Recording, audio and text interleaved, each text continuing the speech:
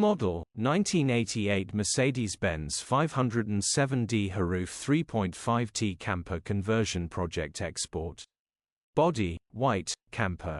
Mileage, 140,454. Engine, 2,399 cc. Transmission, 5-speed manual. Mechanical summary, starts perfect.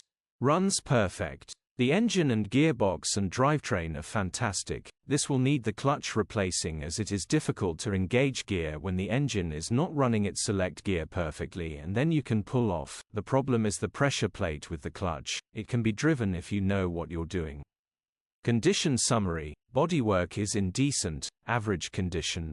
Interior is very clean. Rear camping area is in decent condition. Features, HPI, clear. Click the link in the description for pictures and more info. Alternatively, call or WhatsApp us on 07401199723.